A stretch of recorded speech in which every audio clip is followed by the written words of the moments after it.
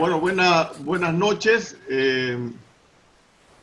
a todos. Con su permiso, señor presidente, señor moderador.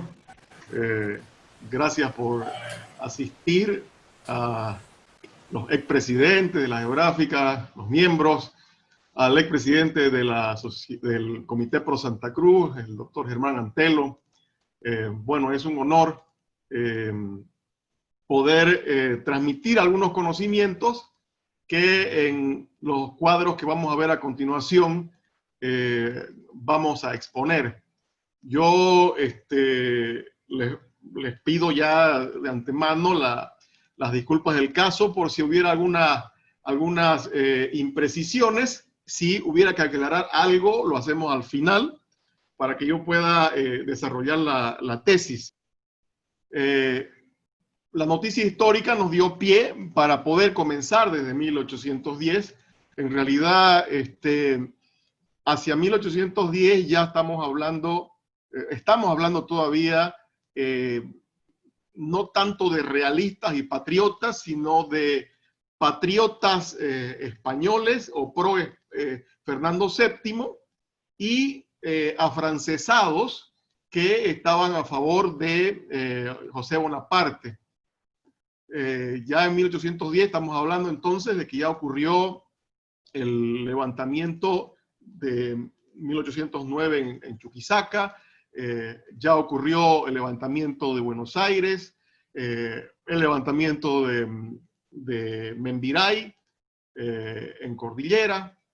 Ahí, cuando estamos hablando de que el cura Salvatierra pone a disposición de la Junta de Buenos Aires y de la corriente rebelde en Santa Cruz, 300 hombres montados y armados y 1.200 indios de flecha, estamos hablando de que Salvatierra ya tiene una dimensión de lo que está ocurriendo y de lo que va a ocurrir con respecto a la emancipación de América.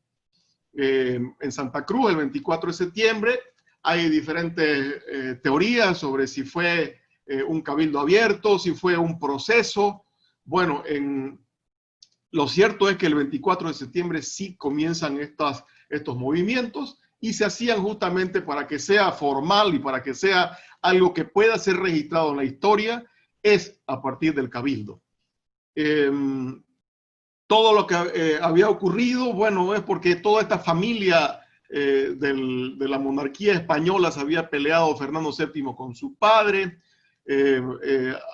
Los fernandinos incluso hablaban para su madre, la reina, se lo echaron a Godoy. Entonces, ante esa situación, Napoleón Bonaparte se mete en el asunto, los invita con tal de poder tener un paso para poder invadir Portugal y invade España. 1807, 1808 comienzan las rebeliones, hay muchos muertos en España, hasta que va a suceder toda la guerra de independencia española. Pero dejémosla ahí, las noticias llegaban a Santa Cruz de todo eso. En Lima, el virrey Abascal lo va a nombrar a Goyeneche para que pueda sofocar estas rebeliones. Belgrano ya está en acción en septiembre de 1810. Entre el 810 y el 812, este es un mapa que me pasó el general Eduardo Paz Campero. Es muy importante porque es el teatro de operaciones de esa época.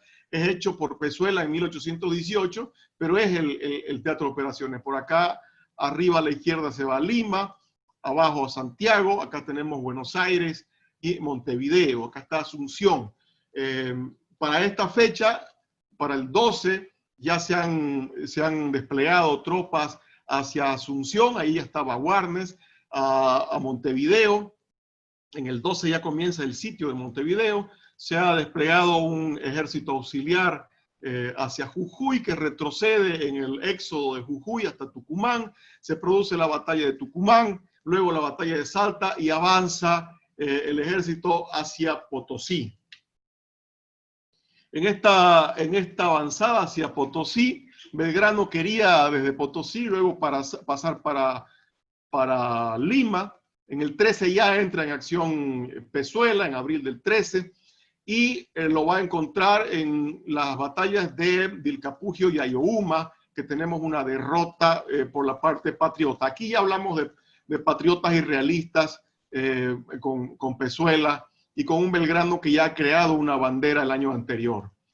Pero al llegar a Potosí, antes de estas dos batallas, Belgrano ha nombrado a Ignacio Warnes como gobernador de Santa Cruz, que va con Mercado y con Saturnino Salazar y otros acompañantes, pocos por cierto, porque van en búsqueda también no solamente de consolidar la gobernación, que ya había sido tomada por Antonio Suárez, sino también de buscar hombres para reforzar las tropas de Belgrano. A Arenales lo nombra gobernador de Cochabamba. Las acciones inmediatas de Ignacio Warnes: el 24 de septiembre asume el mando y envía tropas a Belgrano, convoca a elecciones de diputados. El 26 de septiembre se hace esta elección de diputados y salen electos Antonio Suárez y Pedro Damián Urtubey. Entre octubre y diciembre está buscando adhesiones a la causa en el vecindario y los pueblos vecinos, consolida mojos, organiza el Estado Mayor del Ejército, organiza la caballería y la infantería, abre 3 cuarteles y almacenes, fabrica cañones, armas, pólvora. En el 814, en enero, está sofocando una sublevación interna que se produce por cuestiones políticas, porque de todas maneras hay un tema aquí de que los cruceños habían elegido a Antonio Suárez. Cuando viene ya Warnes a la gobernación de Santa Cruz, no es que de pronto, por más disciplina que haya habido de parte de Suárez, no es que de pronto todo está bien, sino que había alguna resistencia nomás porque todavía no lo conocían a Warnes. En ese momento, también en enero del 14, inicia un contacto exigente con Álvarez de Arenales. Ahorita vamos a ver cómo. Hay cartas entre ellos y también comienza la fabricación de uniformes. En febrero, 22 de febrero exactamente, como Arenales ha tenido que huir de Cochabamba después de las derrotas de Vilcapugio y Ayohuma, entonces Warnes lo nombra a Arenales comandante de la cordillera bajo su mando. Entonces le dice: váyase a Membiray, coordine con Humaya. En marzo hay una reunión de Warnes y Arenales en Santa Cruz. Están discutiendo una serie de cosas que no es el momento de exponerlas porque sería mucho tiempo. El 15 de marzo de 1814, Warnes dispone que todo esclavo negro o mulato que sentara plaza en Santa Cruz quedaría automáticamente libre. Con ello formó el batallón de infantería Pardos Libres. Esto es un registro de don Saúl Suárez Medina, Almanaque Oriental, pero está corroborado por muchos historiadores. Esta medida es un avance. En 1810, en Buenos Aires, el regimiento Pardos y Morenos fue continuación del regimiento de Castas. En enero de 1813 se decretó la libertad de vientre, el 13. En Santa Cruz había una comunidad de negros e indios libres, pero no era suficiente para hacer todo este batallón de infantería que necesitaba consolidarse. Entonces la medida fue más radical y obviamente se incomodó a algunos que tenían sus esclavos. Este es el nacimiento o la consolidación del nacimiento del ejército de Bolivia. Si bien el ejército patriota cruceño nace con la posesión de Ignacio Warnes y su primer llamamiento a las armas, el 15 de marzo de 1814 es un referente simbólico por su consolidación y composición. Se completa la primera fuerza militar soberana en lo que hoy es Bolivia, con soldados que nunca antes pertenecieron a ningún ejército. Los que habían fueron enviados a Belgrano, por cierto. Hay toda una correspondencia sobre cómo se va a ir entrenando toda esta fuerza. Su creación emana de la disposición de un gobierno libre para un ejército formal. Tenía su infantería, su caballería, su artillería, su estado mayor, y tenía un gobernador, y tenía un presupuesto, tenía listas, etc. Cuyo comandante es ratificado mediante elección democrática después en el agosto de 1815, tiene 3 victorias trascendentales y perdura hasta el nacimiento de la República. Por lo tanto, el ejército de Bolivia nació en época de Warnes en Santa Cruz de la Sierra. En abril va a tener ya novedades del enemigo, acercándose a Valle Grande y a Santa Cruz. En mayo va a venir la victoria de Santa Bárbara. El objetivo, todo indica por las cantidades que se manejan en ese tiempo entre la correspondencia de Warnes y Arenales, Warnes se había propuesto armar, entrenar y uniformar 1000 hombres con su caballería, su infantería. Inicialmente seguramente habían 2 cañones con Florida y Santa Bárbara, y más la fabricación que se hizo con metal de campana. Se van a llegar a 9 cañones, dice Aguilera. Una prensa española del 817 o 18 dice que eran 10 cañones, pero eran 9 o 10 cañones. La artillería era una potencia en Santa Cruz. Comandante de la caballería lo tenía a José Manuel Mercado, el Colorado, y comandante de la infantería era Saturnino Salazar. En artillería han habido diferentes comandantes. 1814 tenemos la batalla de Florida, no la vamos a describir, esta introducción es simplemente porque estamos tratando de llegar a los cruceños de 1825, pero como no pueden aparecer nomás, estamos tratando de ver cuál es el proceso de estos personajes para llegar a 1825. Entonces, el 14 tenemos la victoria de Florida, cerca de Cabezas. Para el año, para entre mayo y julio de 1814 tenemos las siguientes acciones. En mayo 25 viene la batalla de Florida, la victoria de Florida. Un mes después se rinde Montevideo. Montevideo había sido sitiada desde el 812, ahí estaba Rondó y estaba Artigas. Entonces se produce la victoria de Florida, se produce entonces... como consecuencia se rinde Montevideo porque ya Pezuela no va a poder pasar hacia Buenos Aires y Montevideo, y luego viene la retirada de Pezuela, que quería avanzar sobre Salta y Tucumán, sobre Tucumán quería avanzar, entonces se retira a Cotagaita. Belgrano para ese momento está en una retirada ordenada del ejército que había tenido la derrota acá en Vilcapugio y Ayohuma. Bolívar hace un intento de avanzar y es repelido por José Tomás Gómez y tiene que retirarse. Por lo tanto, tenemos que la patria en ese momento estaba resistiendo en Santa Cruz y en Buenos Aires y Montevideo.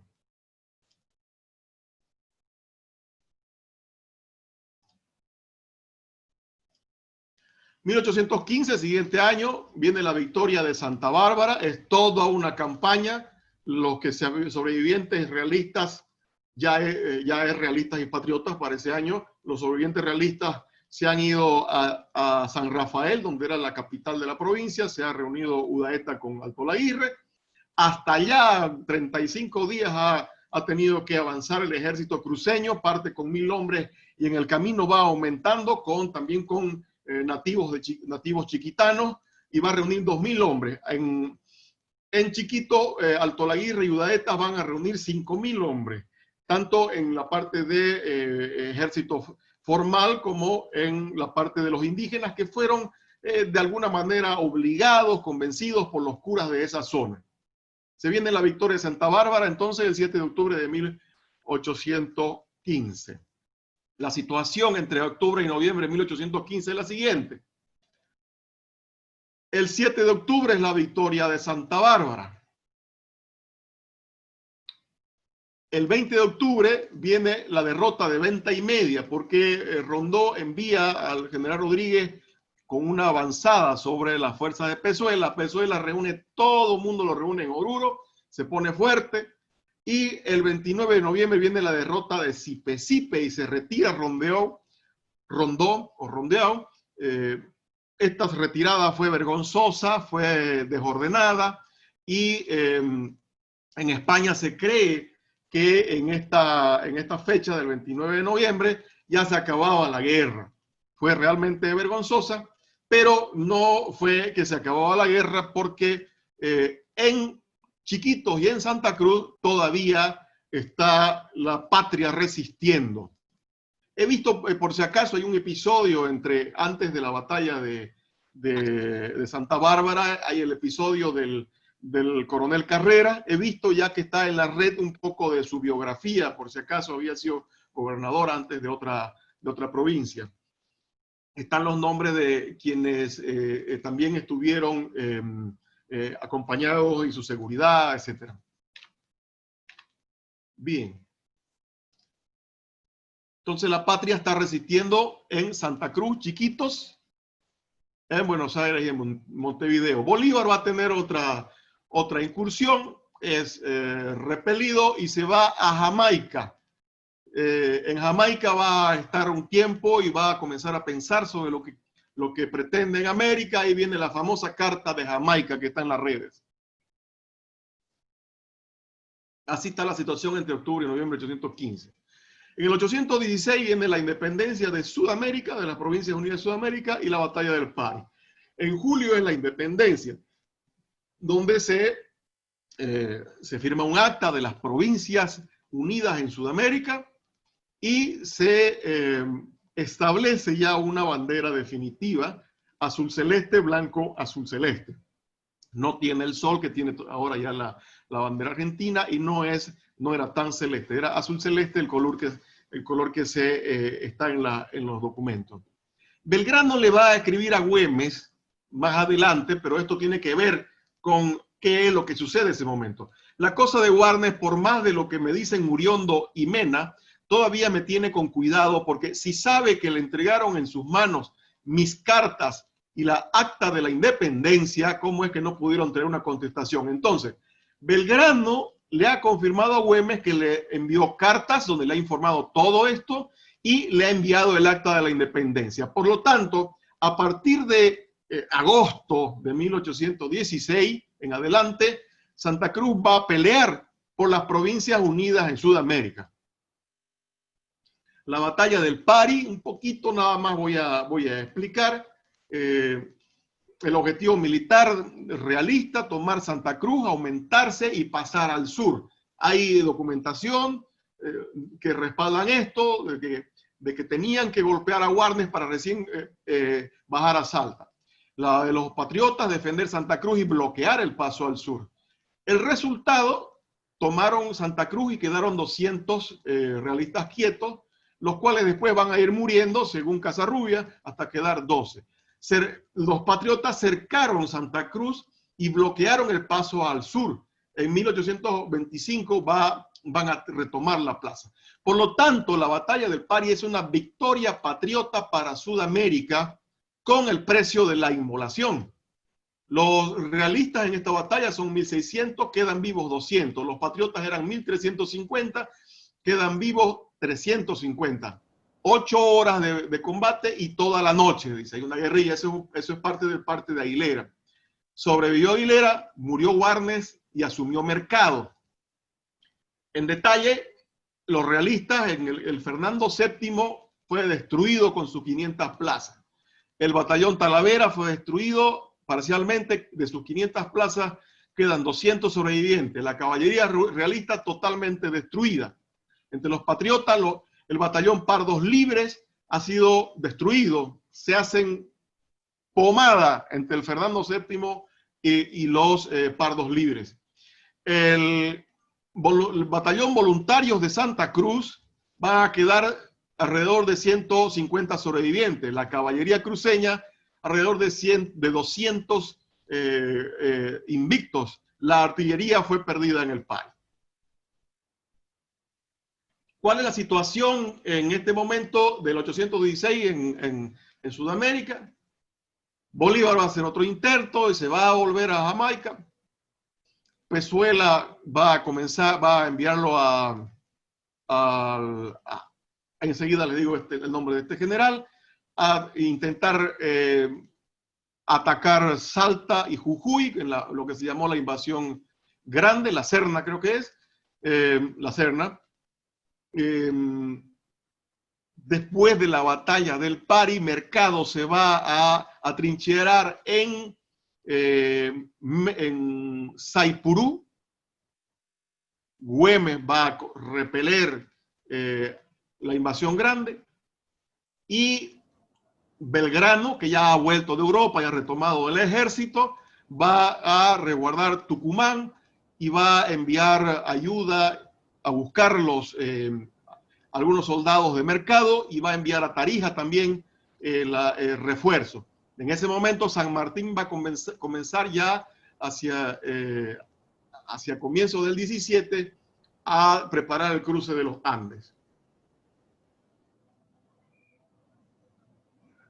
Para que haya cruce de los Andes del general San Martín, toda esta zona ya está cubierta por nuestros próceres. Aguilera está aislado porque lo tiene a Mercado en Saipurú, Cañoto haciendo sus incursiones, José María Ramos Ramitos está trabajando acá en Cordillera, hay documentación al respecto, sobre todo de unos partes de unos curas. Entonces está bloqueado, Aguilera no puede pasar para el sur. Güemes tiene toda esta zona conteniendo la invasión. Belgrano, como les dije, ha enviado fuerzas a Tarija y, mejor dicho, lo envía al coronel Ferreira a buscar fuerzas de mercado en Cordillera, y envía a la Madrid a Tarija para reforzar lo que después fue la batalla de la Tablada o la batalla de Tarija. Entonces, todo esto está resguardando el cruce de los Andes de San Martín. Si no hubiera habido toda esta consolidación en la retaguardia, en el costado, San Martín hubiera tenido que dar la vuelta para contener la invasión grande, etcétera, etcétera. 1817 al 825 hay este cuadro no lo voy a explicar mucho, simplemente les estoy mostrando de que hay documentación sobre cómo Mercado ha estado en Cordillera, bloqueando la comunicación de los realistas, bloqueando el ejército. Bueno, Belgrano ha muerto en 1820, estamos en el bicentenario. Se van a pelear Olañeta con Valdés a favor del virrey, Olañeta absolutista, Valdés constitucionalista. Como Olañeta le va a pedir ayuda a Aguilera, bueno, terminé explicándolo el cuadro. Aguilera no tiene mucho fuerza militar, le va a pedir ayuda a Mercado, le va a ofrecer la gobernación, hay toda una trama ahí. Y bueno, Mercado tenía a los veteranos, Aguilera tenía a los jóvenes que ya habían crecido entre el 16 y el 24, ¿no? Es la famosa guerra doméstica. Este es el resumen que podemos hacer de cómo fue, solamente del bando patriota, ¿no? De cómo fue saliendo la antorcha de la libertad. Buenos Aires, Jujuy, Tucumán, Salta, Potosí, Santa Cruz de la Sierra, Florida, Santa Bárbara, Saipurú, acá está Cumbay y otros caciques guaraníes luchando en la cordillera, igual están los hermanos Padilla. Después va a cruzar los Andes San Martín, va a liberar Chile, va a liberar Lima, aparece ya Bolívar viene a Potosí. Eso sería más o menos la cronología de los hechos en ese momento. Entre 1825, ya vamos entre febrero y agosto, ¿no? Vamos a hablar ya a lo que venimos, nacimiento de Bolivia y la quinta provincia, que es la curiosidad que tiene mucha gente y las discusiones que se hacen siempre. Yo les quiero decir que en 1825, el 14 de febrero, el 14, 15 de febrero, Santa Cruz tenía estatus soberano. Hay una persona que ha entrado con el micrófono abierto. Bien, ¿Cuál era el estatus de Santa Cruz en 1825 con relación al resto de las provincias libres y naciones? Tenía un territorio propio con 5 provincias históricamente definidas. Metros más, metros menos, no es el momento de discutir en este momento, porque todos los pueblos, todas las naciones hacen los mapas según consideran hasta dónde han llegado.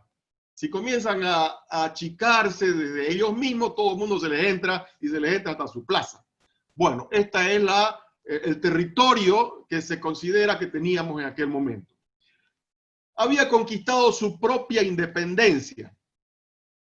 Tenía su escudo, su bandera. Esta bandera ha flameado en Santa Cruz desde el 816 intermitentemente y se la ha visto incluso hasta el 831, seguramente porque aquí teníamos la presencia del signatario del acta de independencia, como lo era Sánchez de Bustamante. También volvió Videla, pero yo he leído alguna documentación que se la vio esta bandera. Esta era la bandera que conocían los cruceños hasta ese momento.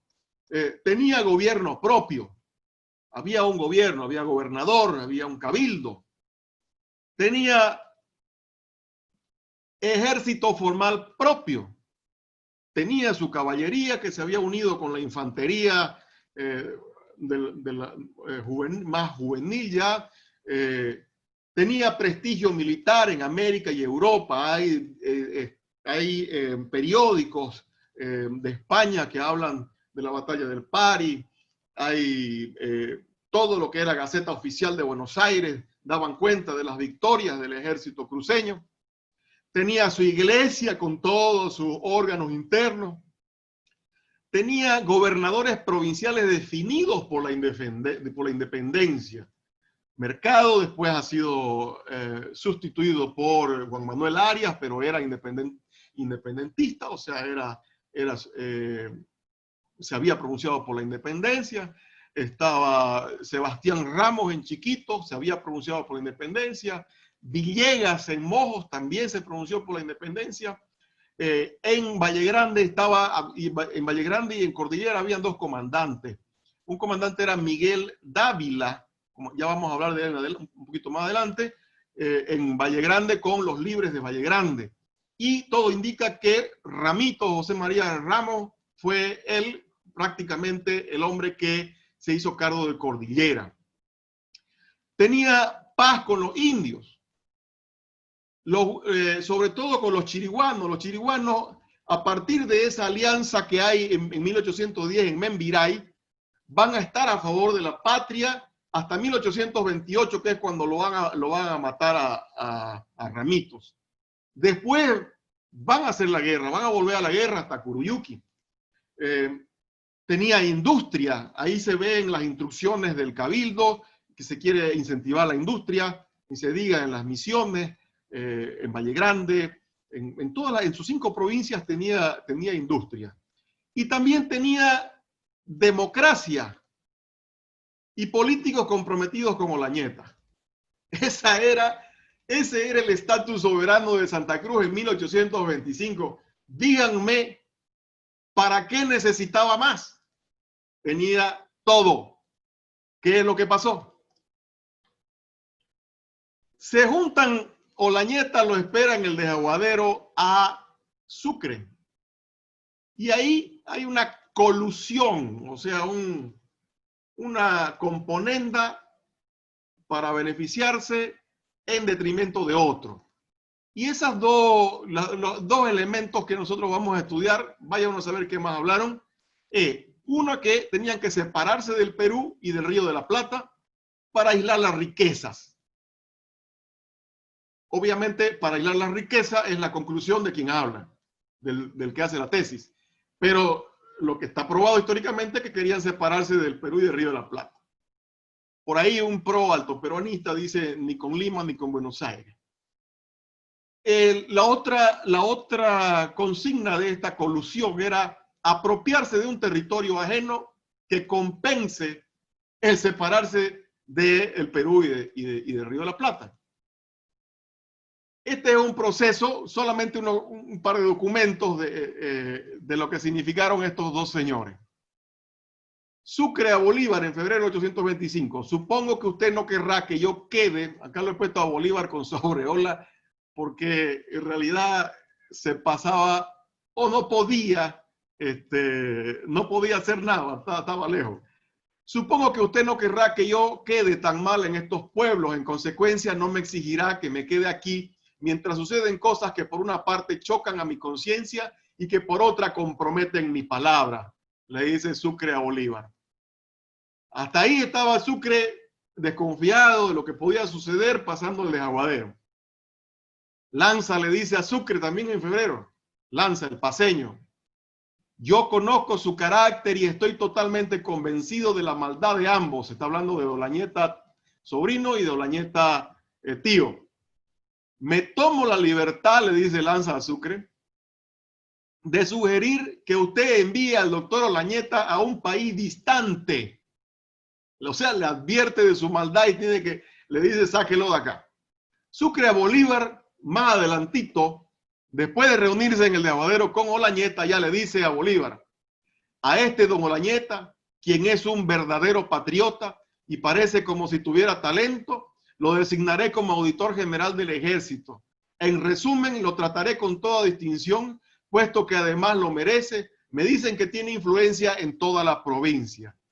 Qué palabras mágicas, qué elocuencia tendría don Olañeta, que ya lo tenía en sus manos a Sucre, le había conseguido trabajo, auditor general del ejército, y encima lo convenció, pese a las advertencias de Lanza, lo convenció de que era un verdadero patriota. Yo creo que más que todo Sucre, como estaba ya con fobia de los desórdenes, lo que vio fue que tiene influencia en toda la provincia. Bolívar a Sucre le dice, porque ahí viene ya el decreto del 9 de febrero, todo esto es febrero, Bolívar a Sucre le dice, desde luego usted logrará con dicha medida la desaprobación del Río de la Plata, del Perú y de Colombia, de los congresos. Prácticamente le dice, usted está haciendo las cosas por su cuenta, como que él la estaba haciendo con Olañeta. Bolívar a Francisco Paula de Santander sobre desde La Paz en septiembre de 1825, para que vean las consecuencias de todas estas gestiones de esta colusión de Olañeta, ya le dice lo siguiente. Incluye usted el acta de independencia que han dado los señores de Chuquisaca, la ley de recompensa al ejército libertador, que no deja de ser bastante generosa. Ahí, resolviéndole un problema a Bolívar para sostener 20,000 hombres que tenían que comer y dormir y pagarse su sueldo. Y sobre todo una muy honrosa para Sucre y para mí, pues que toman nuestros nombres. República de Bolívar, capital Sucre. Entonces, estas lisonjas hicieron que se llamó Bolívar, se atrapó la quinta provincia y el gobierno fue unitario. Gabriel René Moreno, gracias a esta colusión entre Olañeta y Sucre. Gabriel René Moreno dice, así como hay una república de Platón, existe una república de Olañeta. Y como dice un francés con ufanía, la Francia de Luis XIV, debe todo boliviano decir gimiendo la Bolivia de Olañeta. Un antecedente sobre Olañeta y el oriente boliviano. En marzo de 1824, después del Tratado de Tarapaya, Casimiro Olañeta, secretario del general Olañeta, viajó a Buenos Aires y luego a Montevideo en agosto del 24. Sobre ese viaje, Charles Hernández dice, sobre un periódico salteño, y si está en un periódico tiene que ser documentado, el Mensajero argentino denunció a Olañeta por haber entrado en Montevideo en negociaciones con un agente brasileño con la intención de ofrecer la muy productiva parte oriental de Charcas al Imperio del Brasil. Entonces, ¿cómo no iba a ofrecer la quinta provincia? ¿O cómo no se iban a agarrar si él pensaba que el oriente era su canchón, su propiedad?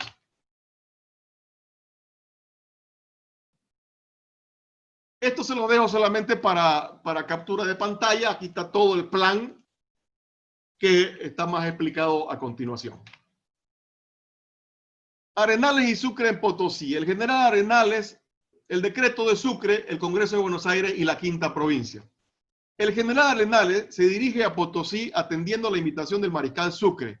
Arriba el 18 de abril a la ciudad y, en el curso de las conversaciones, el militar colombiano le aseguró a Arenales que cuando expidió el controvertido decreto relativo a la reunión de un congreso particular en el Alto Perú, ignoraba la instalación del Congreso Nacional del Río de la Plata y que su objeto había sido únicamente consultar por este medio al alejamiento del desorden. Bueno, ese alejamiento del desorden, no sé cuál desorden había, sobre todo en Santa Cruz, que teníamos paz, teníamos gobierno, teníamos todo.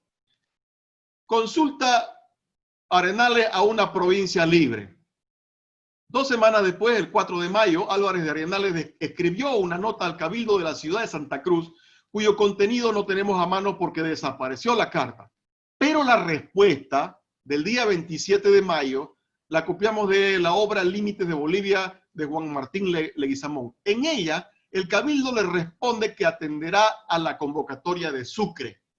Entonces, Arenales le dice a los cruceños qué van a hacer ustedes. Arenales ya sabía del Congreso de Buenos Aires que dice que las provincias altas pueden definir y al Cabildo en mayo le dice que se va a atender al decreto el 9 de febrero. La resolución del Congreso Constituyente, sin ese conocimiento, el 9 de mayo, el Congreso Constituyente de las Provincias Unidas de La Plata emite una resolución que habla de las 4 provincias del Alto Perú. Dice, entre otras cosas, aunque las 4 provincias del Alto Perú han pertenecido siempre a este Estado, es la voluntad del Congreso General Constituyente que ellas queden en plena libertad para disponer de su suerte según crean convenir mejor a sus intereses y su felicidad. A las 4 provincias. 4 provincias altas y una baja.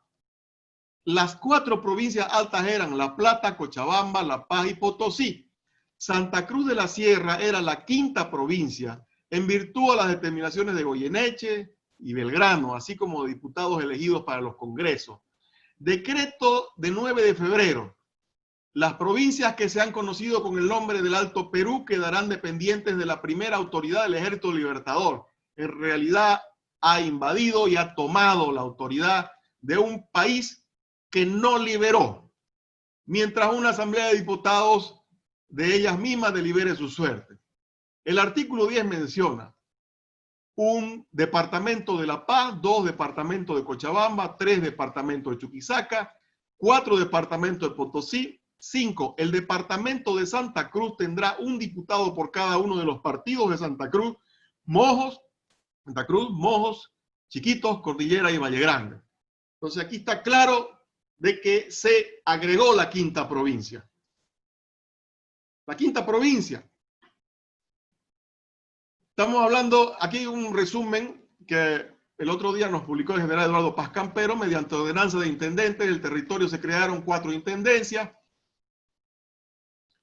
En 1783 se dispone que la capital de la intendencia de Santa Cruz sea Cochabamba. Con esta reorganización el poder pasó a las intendencias y en los informes se le llamó provincias altas del Perú, pertenecientes al Virreinato de Buenos Aires o simplemente Alto Perú, dejándose de utilizar Audiencia de Charcas. En 1788 Viedma pidió establecer una gobernación en Santa Cruz, así como el Cabildo pide en 1801 en la elección de la Junta Subalterna de 1811.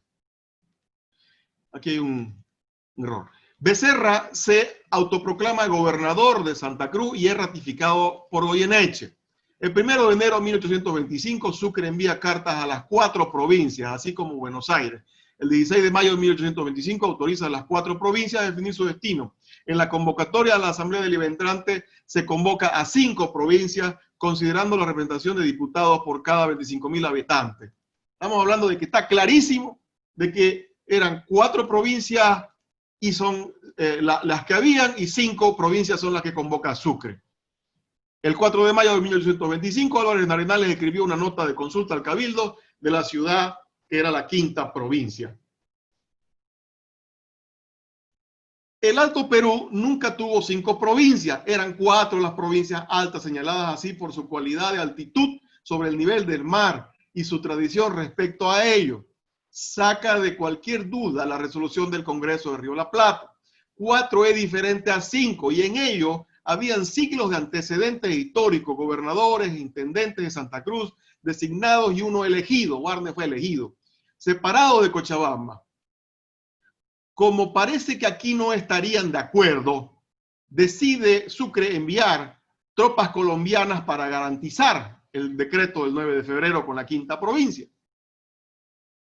¿Para qué enviar tropas a una provincia libre que había declarado su independencia con sus propias tropas y que tenía ya su propio gobierno? ¿Para qué hacerlo si estaban conformes y felices con el decreto? Así fue que invadieron con fusilados y todo.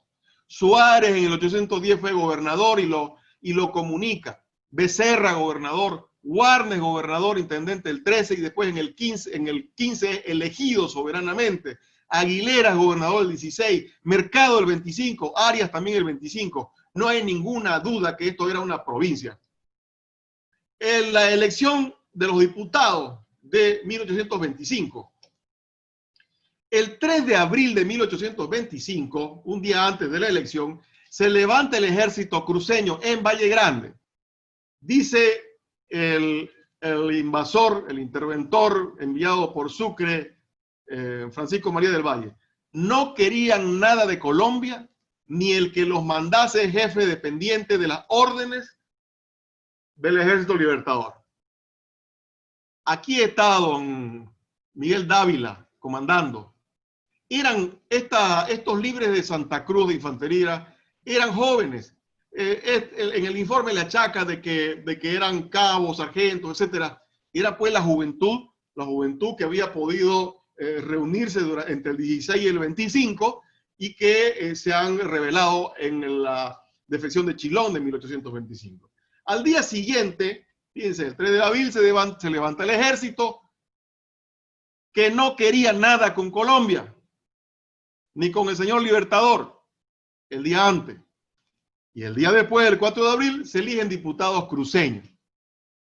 Bajo los fusiles de Sucre, colusionado con Olañeta, lo han destituido a Juan Manuel Arias, han sacado al gobierno soberano de Santa Cruz, han puesto un interventor Videla, han traído tropas colombianas, y pese a que el decreto del 9 de febrero lo prohíbe, se han metido en la elección y han garantizado la elección de Sebana y Caballero bajo los fusiles de Videla y del ejército invasor de Sucre. La orden de muerte del invasor Sucre. Habíamos hablado de que esto es el 3 y 4 de abril. El 12 de abril, a raíz de lo que había sucedido, de que se habían levantado los libres de Santa Cruz y los libres de Valle Grande, Sucre dice, el coronel López tomará el mando de todas las tropas que hay en la provincia de Santa Cruz, pero ¿con qué derecho? Independientemente del presidente del departamento, a quien se lo aviso, a Videla, y con sujeción a vuestra señoría. El coronel López, después del principal encargo de arreglar las cosas de Santa Cruz y ponerlas en orden, en su orden, llevará la prevención de fusilar en el momento de su llegada a los caudillos de esta revolución sin atender al objeto con que la hayan hecho, sino indistintamente pasará por las armas a todo caudillo que haya desobedecido la autoridad que estaba constituida. Antonio José de Sucre, Potosí, 12 de abril de 1825. Los cruceños deberíamos borrar la calle de Sucre de nuestra ciudad. La lista de cruceños ejecutados por orden de Sucre.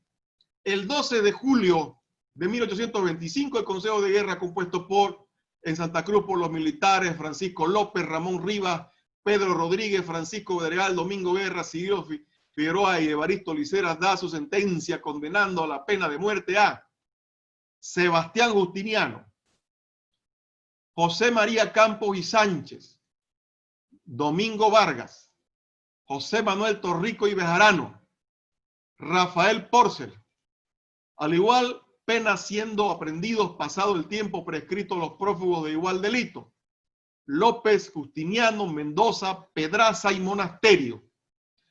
A Castaneira a que sea juzgado en el momento que regrese de la comisión que le dio el presidente del departamento.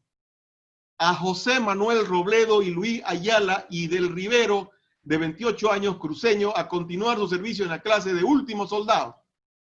Los cabos Francisco Cortés y Manuel Terraza a la pena de 100 palos cada uno y de puesto de sus escuadrones, y de igual clase Miguel Justiniano, puesto en libertad. Bien, estos son los que manda a fusilar Sucre por haberse opuesto a la invasión de las tropas de Colombia. Sucre gobierna Santa Cruz. Por ejemplo, sobre los diputados, estas son correspondencias que hace entre Sucre y Videla. Chuquisaca, 20 de junio. Dice: en cuanto respondo a que los diputados que ya están elegidos vengan a la asamblea para que siquiera haya 2 o 3 de ese departamento, para que siquiera haya 2 o 3.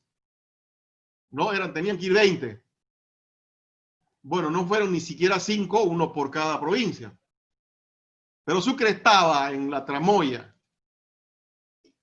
Vengan lo que puedan, más o menos, ¿no? Con tal de atrapar el territorio que faltaba a los planes con Olañeta. Sobre Mercado dice, sobre el libertador y gobernador José Manuel Mercado, dice: muy bien que el coronel Mercado sea colocado donde sea útil. Deseo que este oficial tenga un destino para el que sea capaz. O sea, ¿para qué era capaz? Para gobernador de la provincia, para gobernador de los cruceños era libertador, pero el señor Sucre quería que sea útil en algún lugar. Sobre su cómplice, el obispo Tondo: sírvase vuestra señoría dar las gracias de mi parte al ilustrísimo señor obispo doctor Otondo por el interés que toma en la defensa de la causa. Otondo va a mandar después una carta a la asamblea felicitando. Sobre Ana Barba, aquí sí, Sucre, bueno, sobre el dinero, le está atento a los dineros, los ingresos parece que no van mal, etcétera, etcétera. Y sobre Ana Barba sí hace un gesto de caballero. Será impreso y circulado en toda la República el rasgo de patriotismo de doña Ana Barba. Vuestra señoría le manifestará cuánto es apreciable al gobierno su conducta humana y generosa, y se servirá a hacerle personalmente una visita a nombre del Ejército Libertador, llevando de acompañamiento para el caso todos los jefes y oficiales de la guarnición. Nunca le publicaron nada, por si acaso. Es de nuestra esperanza histórica de que sí le hayan hecho la visita del caso con toda la guarnición a doña Ana. La asamblea y los cruceños, julio 30, el acta se hace el acta de independencia de Bolivia se hace sin los cruceños, pero toman el territorio. La asamblea de Olañeta, ¿no? Un Serrano, el redactor. A finales de julio de 1825, terminada la 8ª sesión, el acta de independencia ya estaba siendo redactada con la inclusión inconsulta del territorio cruceño. Dice textualmente el acta: a julio del 825, todavía no habían ido los 2 o 3 diputados que pedía Sucre. Les mostraremos un territorio con más de 300 leguas de extensión. Ya tenían la extensión del territorio. De norte a sur, y casi otras tantas de este a oeste, con ríos navegables, con terrenos feraces, con todos los tesoros del reino vegetal y las inmensas montañas de Yungas, Apolobamba, Yuracaré, Mojos y Chiquitos, poblado de animales, etcétera, etcétera. El 3 de agosto fue terminada y aprobada por la comisión redactora sin presencia cruceña ni opinión escrita alguna. Estaba Mojo y Chiquito, Yuracaré, etcétera, ya en el acta de independencia, sin que los 2 o 3 diputados hayan llegado. La asamblea y los cruceños, 1 de agosto, objetan la elección de Santa Cruz. El 1 de agosto de 1825 realizó su primera sesión secreta porque los credenciales de los delegados ausentes por Santa Cruz habían sido observados y existía una acusación de que ellos habían sido electos por fraude.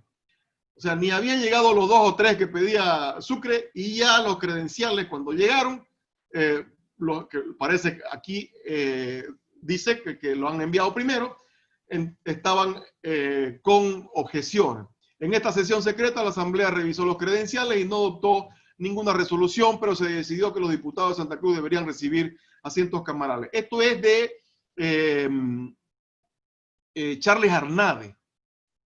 ¿Qué documentos habrá visto Charles Arnade? No lo sé, pero yo he visto el acta del 1 de agosto de 1825 y dice Santa Cruz, su nombramiento era efecto, hablando de los diputados por Santa Cruz, de uno de los diputados por Santa Cruz, que no era Seoane Caballero, su nombramiento era efecto de colusión, como lo eran todos los actos populares de aquel departamento en que no se conoce el espíritu público. Imagínense lo que dice el acta, el redactor del acta, aprobado por la Asamblea, dice que acá no había espíritu público, pero es que lo había. La invaden esta ciudad, lo invaden este territorio, y ahí comenzó la colusión. Esta colusión, para que el redactor del acta de la sesión secreta lo ponga así, de que todos los actos públicos estaban hechos por colusión, es porque o Videla informó porque quería ya levantar sus manos de lo que estaba ocurriendo, o alguien más informó. De acuerdo al acta, también se aprobó el pago de 200 pesos de viático a los representantes ausentes de Santa Cruz. El 3 de agosto viene la anexión inconsulta. En la sesión del 3 de agosto, la Asamblea toma la decisión final sobre Santa Cruz. El acta registra lo siguiente. Se procedió a discutir sobre si la Asamblea podía pronunciarse su declaración en orden a la suerte y destino de estas provincias o esperaría el arribo de alguno de los diputados del departamento de Santa Cruz. Hubo un ligero debate y declarado el punto bien discutido, se pasó a votación, de que resultó que se hiciese la declaración el día 6 del corriente, dejando lugar a los señores diputados de Santa Cruz para expresar sus opiniones, con lo que concluyó la sesión. Decidieron, a sabiendas de que no estaban los de Santa Cruz, decidieron ya declarar la independencia con el territorio cruceño incluido en el acta. Solo podían opinar sobre lo hecho sobre su propia tierra, a confesión de parte, relevo de prueba. El acta de esta fecha, del 3 de agosto, está confesando de que crean Bolivia, de que incluyen a Santa Cruz sin la aprobación de su pueblo y de sus diputados. El 6 de agosto, que hable y firme, solo Seoane. Arribó Seoane el mismo 6 de agosto por la tarde, lo recibió Mariano Serrano, redactor del acta. El acta de ese día dice: mas hallándose ya reunido el señor Seoane, podía exponer su opinión conforme al voto general de los pueblos que representa. Imagínense lo que representó Seoane. A lo que contestó el señor diputado, decidiéndose por la independencia de estas provincias. No discutió nada, no hizo caso a las instrucciones que le hizo el cabildo, nada. Aceptó lo que había. Comprometió 5 partidos de provincia. Aquí hay toda una tramoya. Lo dejo nomás para la captura de pantalla. Sucre Olañeta, Seoane. Aguilera se va a levantar más adelante. En ese momento, ya en el 25, José Miguel de Velasco es decán de Bolívar. Ha tenido que saber mucho de lo que estaba sucediendo. Pío Tristán es el virrey, el último virrey. Olañeta ya muerto también.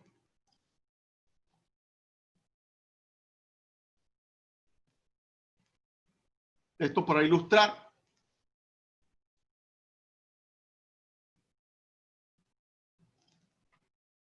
En términos históricos, lo que pasó en 1825 fue que la gran provincia libre de Santa Cruz fue invadida por un ejército extranjero con la complicidad de partidarios internos para hacer cumplir el decreto de un mariscal extranjero cuando ya tenía soberanía y gobierno propio, el cual fue reemplazado por extranjeros a punta de bala y maniobra. Objeto geopolítico: dotar de extenso y rico territorio al Alto Perú en su acto de separación de las Provincias Unidas y del Bajo Perú. Como resultado, con esa asociación, los andinos ganaron territorio amazónico y platense de manera gratuita sin haberla liberado. Con el tiempo, el territorio se convirtió en fuentes de explotación de riquezas naturales sin retorno para los auténticos dueños. El pueblo andino, que durante siglos fue maltratado por sus propios imperios y por los conquistadores, pasó a ser propietario de tierras ajenas, unas veces agradeciendo a la historia con trabajo y producción, y muchas otras malagradecidos, bloqueando caminos y dispuestos a matar a quienes le dieron la mano y la tierra para mejorar sus vidas. Santa Cruz pagó caro ingresando a la nueva república porque no logró tener estado ni propio ni compartido, y al contrario, tiene un estado en contra. Por eso, 195 años después, no logra resolver sus graves problemas internos creados por ese remedio de Estado. Cualquier reclamo siempre respondido con insultos, con bala y fuego. Sigue pagando con recursos naturales e impuestos el derecho de ser parte de Bolivia. Sigue pagando con tierras el derecho de ser departamento boliviano. Además, dotando de servicios básicos a quienes reclaman su derecho boliviano en tierra cruceña. Pero el Estado, que nunca dejó de ser de las provincias altas, solo beneficia a roscas encaramadas en el centralismo, que en vez de desarrollar el país con armonía, envían la pobreza al oriente como solución a su incapacidad. Esto, por supuesto, no exime a las notables excepciones de quienes vinieron a Santa Cruz por mejor opción para trabajar y hacer hermanos. Esto, por supuesto, exime. Aquí hay uno que no corresponde. El escudo nacional o escudo medio nacional, por ejemplo, es prohibido para el Oriente. En 195 años, pese a lo que dice el Acta de Independencia, Yuracaré, Mo y Chiquito, poblado de los animales, lo más preciosos y útiles, etc., el Estado de las provincias altas no ha querido incorporar al Oriente en el escudo nacional de Bolivia. Por citar dos detalles: de las 1.422 especies de aves registradas en el país, más del 90% son orientales, pero el escudo medio nacional tiene solo el cóndor de los Andes. De las 90 especies de palmeras registradas en el país, 95% son orientales, pero en la última reforma del escudo 2004 y 2009 se decidieron por una palmera andina, Hanchacoco, como si el motacuno fuera boliviano, por ejemplo. El escudo de Bolivia solo representa hasta hoy a las provincias altas. Los cruceños de 1825, ya me he extendido mucho, quería yo mostrarles cuál ha sido el destino de cada uno de los protagonistas. Lo dejo para captura de pantalla.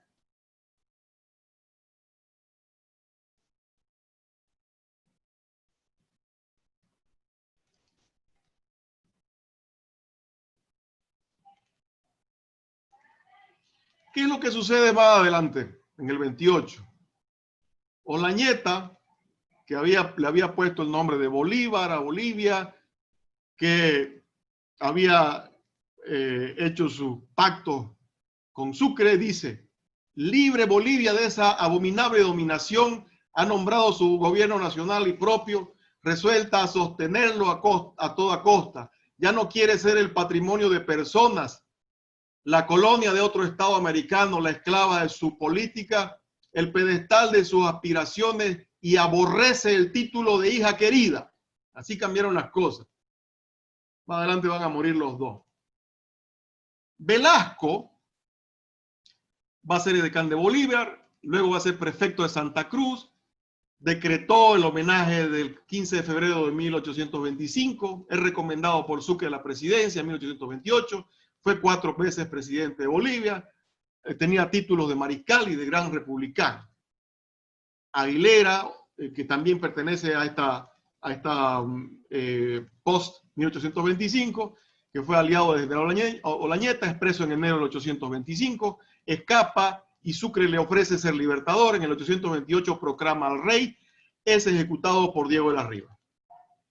El libertador José de Miguel de Velasco, en el 825 está cerca de Bolívar durante el proceso, es su primer edecán, por supuesto que sabe lo que le dice Bolívar a Sucre primero sobre que no debe hacer la separación del Alto Perú, de que espere los congresos, pero también en ese momento del 25, en la elección del 4 de abril, hay 2 ciudadanos de apellido Velasco, don Avelino Velasco y el escribano Juan de Dios Velasco.